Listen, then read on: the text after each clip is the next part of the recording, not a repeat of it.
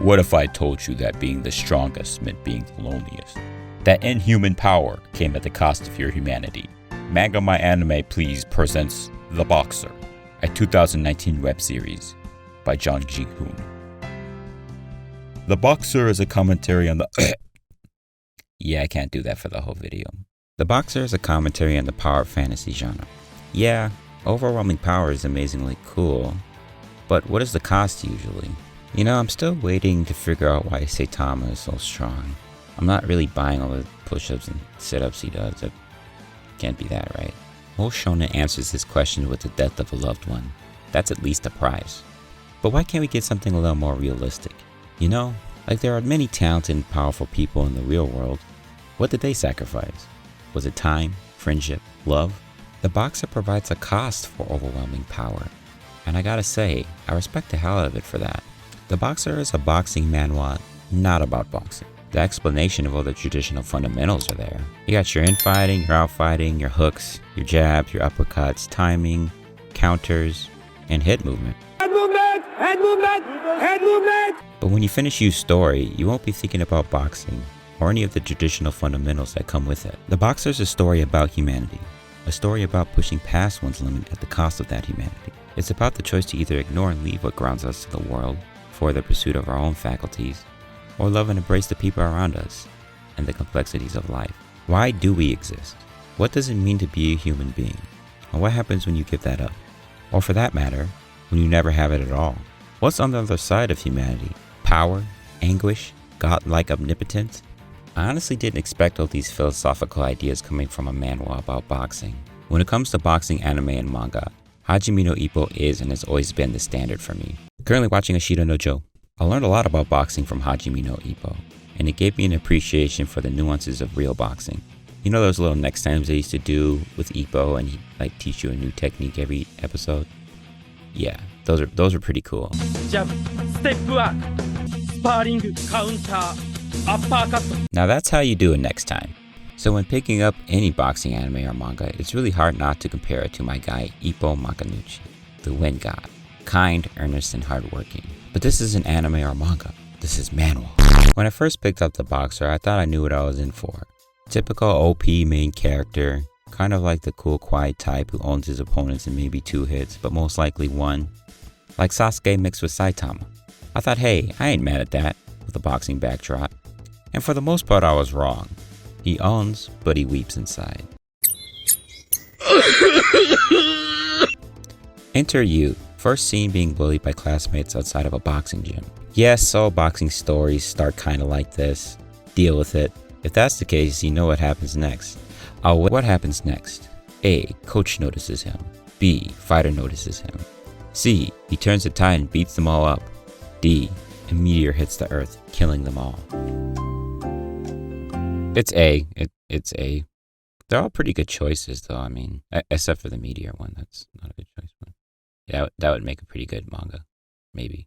Coach K notices that Yu sees the punches coming from his oppressors, but still lets them land. With his interest piqued, he throws a full force punch at Yu, a punch that would probably kill him if landed. Yu obviously dodges this with minimal effort. Want to learn to box? Is it fun? You're human too, aren't you? Then find out what you're worth. See how far you can go. Reach as high as you can. Enter Bake-san Ryu, the bully, the prodigy, the narcissist. The story begins with him sparring with a super middleweight vet Steel at the instruction of Coach K. Coach K is impressed with Ryu and plans to train him up until he notices Yu outside of the gym. Then we have Jay. Think Ippo Makanuchi with less talent. The hard worker, the underdog.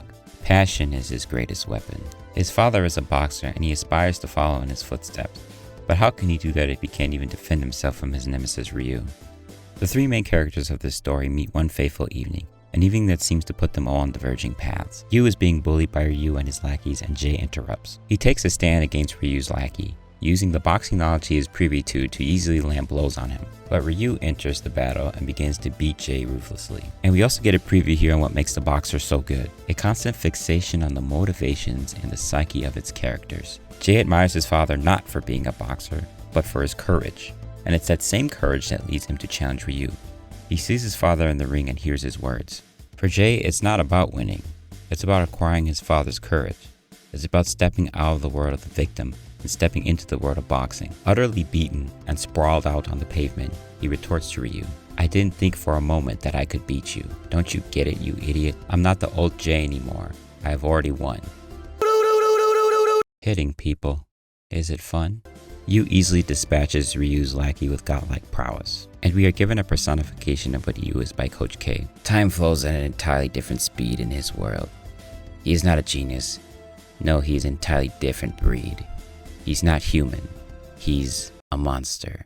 Naturally, this whole scene doesn't go too well for Ryu, who is utterly obliterated by Yu.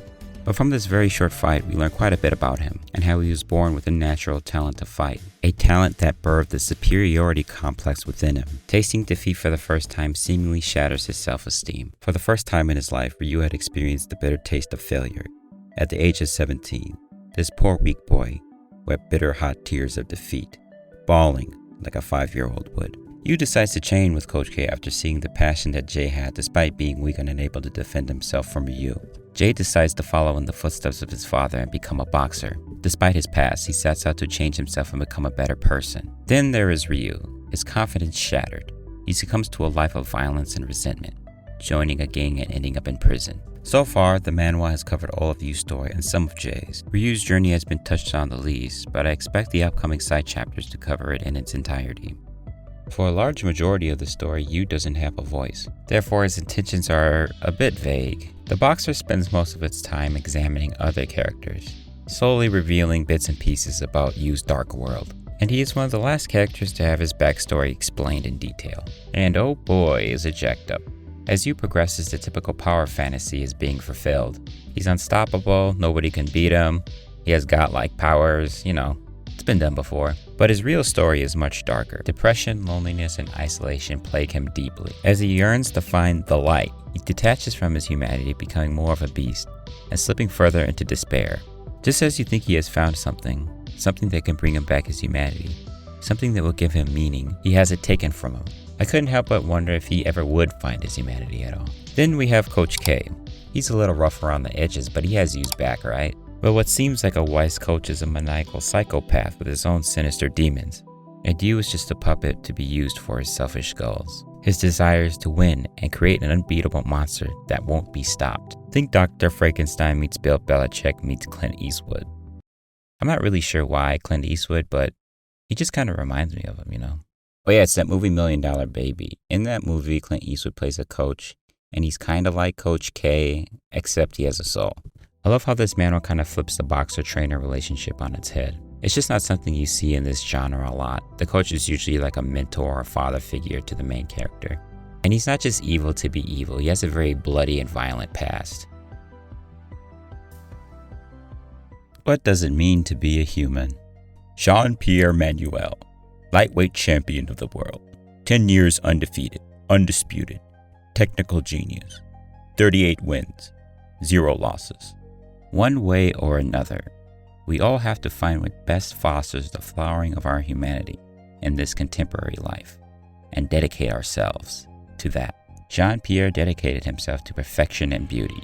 He seeks to witness and to achieve this perfection through boxing, which translates into an obsession bordering on madness after seeing Yu box for the first time. Yu is perfect, so John will need to be as well. His unique training methods include intense meditation and taking 2 hours to throw 1 jab, technique mastery, and the relentless pursuit of one's goal.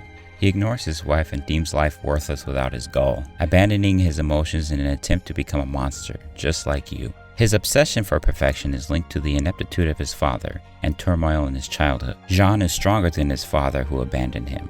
There is no question. But, under the guise of his goals, is he not just running away from his loved ones, just like his father? Will he sacrifice himself to witness perfection, or find meaning in life elsewhere? Yuto Takeda, junior welterweight champion of the world, infighting master, 31 wins, 5 losses. Men die of boredom, psychological conflict, and disease. They do not die of hard work. This is a graph of Yuto's potential. Not very impressive, is it? Described as the epitome of hard work by his coach, Yuto has overcome many obstacles in his life. He inherited his lack of athletic ability from his mother, and his pure sense of justice from his father. Although he started his boxing journey with as little potential as possible, Through sheer determination, he surpasses his potential. Wait. How is this any different than any other weak protagonist? Let's look at how Yuto is introduced. Tell me about what you think about the words hard work, says his coach. In the world of boxing, if you're a hard worker, that just means you got nothing else to show. He's the only one who can confidently say he has worked hard mentally and physically. From the jump, we are told that the idea of hard work is nothing but BS. Talent is everything, and without it, there will always be a cap on your potential. Then we have Yuto, who shifts the paradigm. But this is not some crappy notion that screamed at you throughout Yuto's story. It's slow burned and shown to you throughout the following chapters. Yuto takes 3 years to heighten his skills enough to challenge a local boxing genius. He gets his ass kicked, and gets his ass kicked, and then gets his ass kicked. All the while, we start to get the sense that he's slowly bridging the gap. And then I really start thinking that this is the type of hard work that people die from. Yuto abandoned his schooling, devoting himself strictly to boxing. Will his unrelenting mission of perseverance lead him to new heights, or his death at the hands of the monster Yu? Just about every character that steps in the ring has a story in The Boxer. Someone you initially think of as cannon fodder ends up getting an unsuspected number of panels. These panels are usually clear and straight to the point, so they don't feel drawn out. Flashbacks and backstories usually don't overstay their welcome, so there's always a good mix of action and drama. Framing the moment is a big deal for me when watching or reading a medium, especially if we're talking boxing. The Boxer does this just about as good as anything. When someone is up against an insurmountable force, it is felt. Panels such as these demonstrate the complexities of each character and their individual hardships. The simplistic nature of the panels makes intention clearer in certain scenes. Or it's just easier to draw it out this way. That could be it. Whatever the case, I really found myself enjoying the simplicity. It's a nice change of pace. I have always been a fan of stories that take the time to develop side characters.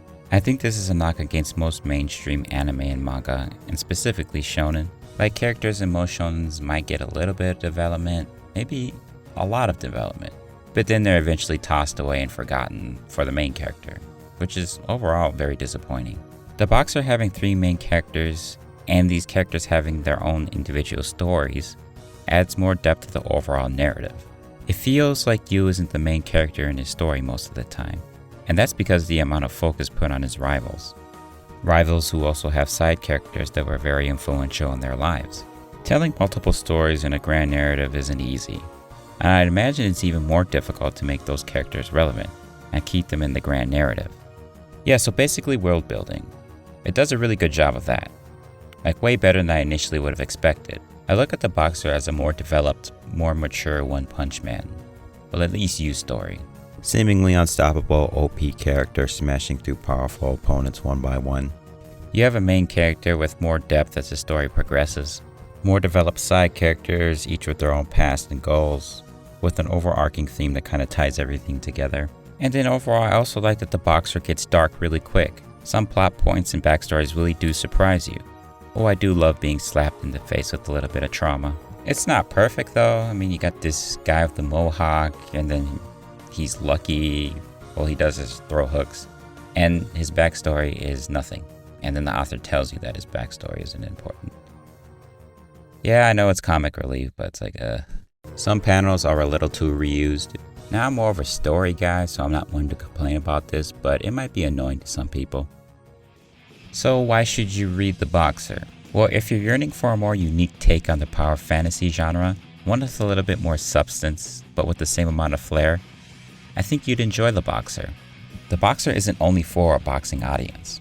It explores depression, fear, and a lot of other themes, adding philosophical and religious anecdotes along the way. There's a really good observation about fear that I liked. Yeah, it's good stuff. You got your nihilist, your Darwinist, your optimist, your pacifist, and Gilbert Einstein. What more could you truly want from a manhwa?